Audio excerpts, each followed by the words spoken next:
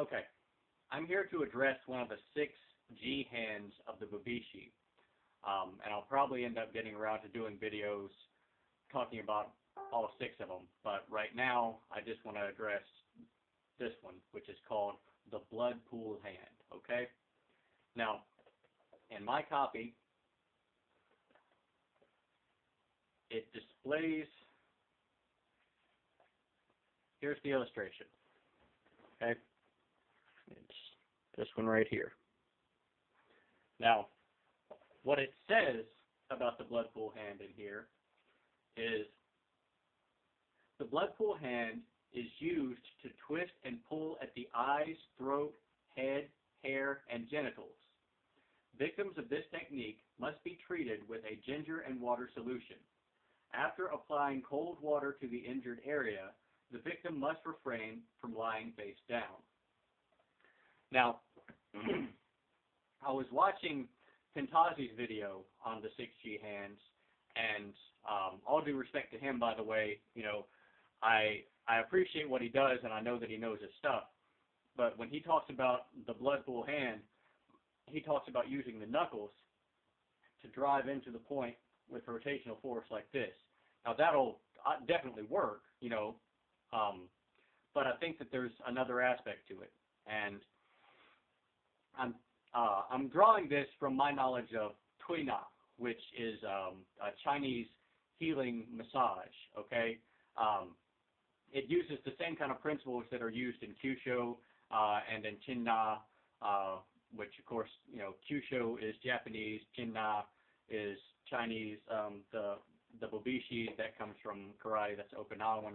Okay, so they're all interrelated though. Okay, and in Chin Na, anybody who studied Chin Na knows that the different methods of attack, the things that are used in Chin Na, and then in its Chin Na is the grappling aspect, and then the striking aspect is Jian Shui or Dim Mak, which, you know, I hate when people throw around that term Dim Mak, death touch. You know, it sounds all scary and mystical, but it's really it's what is commonly called pressure point fighting, but medically pressure points are not necessarily the same things as what we're using in these arts, okay? Anyway, so in Tui Na, which is, as I say, the healing aspect, it uses massage, it uses what we would call acupressure now, a lot of different techniques for stimulating the nerves and blood vessels and things underneath the skin. So it's kind of a gentle healing counterpoint to what we would use in fighting, what we're talking about here. And we use this sort of cupping percussion when we want to draw blood to the surface. We use it on injured areas that are not getting enough blood to them. A common example would be like muscle stiffness. When muscles are stiff and you rub them and they feel cold, that's another aspect to using Tui Na, is you use a lot of your own touch, and you also integrate qi into it and things like that as well. But so if you rub an affected area of a person and it feels hot, then that means there's an excess of blood in that area. That means there's probably a torn muscle or something like that. But you may also rub it and it feels hard, it feels tight and cold. When it feels cold, that means that there's not enough blood to it. And so that's when we would use this cupping percussion, which I realize now resembles the blood pool hand. And you've heard the clapping. Let me give you an idea of what I'm illustrating here, okay? So here's my hand. That's clapping with straight hands, okay? But if I cup it, see how it gets louder? See how it changes the sound? And it also draws blood to the surface. And you can feel it, too. It causes sort of a tingling sensation in the hand.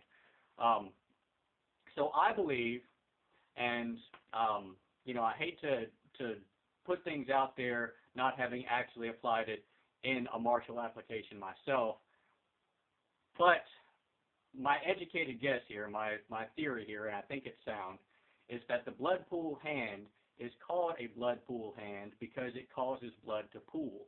Okay, and I believe that the The description in the Bubishi, where it says that the victim must refrain from lying face down, I think that that supports this theory, because if the affected area were then to be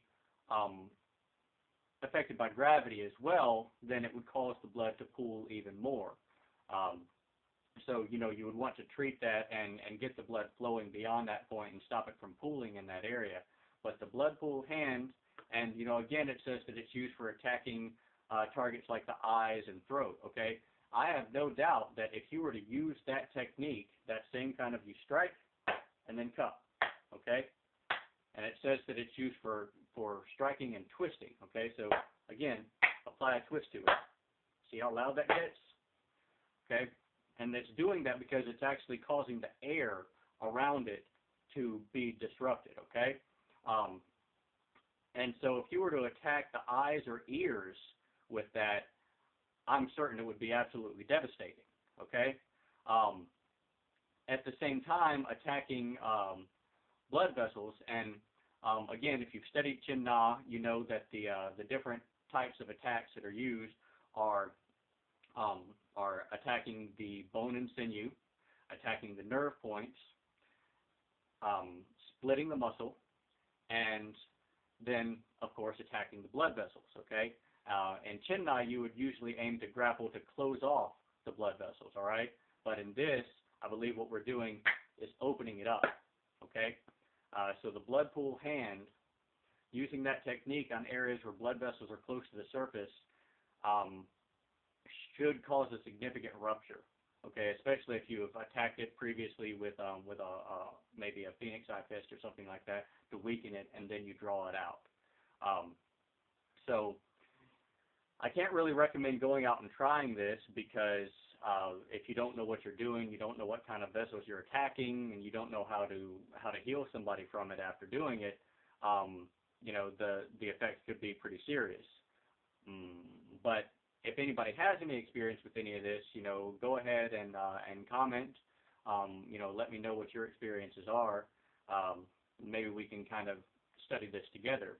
But anyway, that's my theory on the blood pool hand and how it could be used in martial application based on my experience in Tui Na or healing massage. So thanks for watching and good training.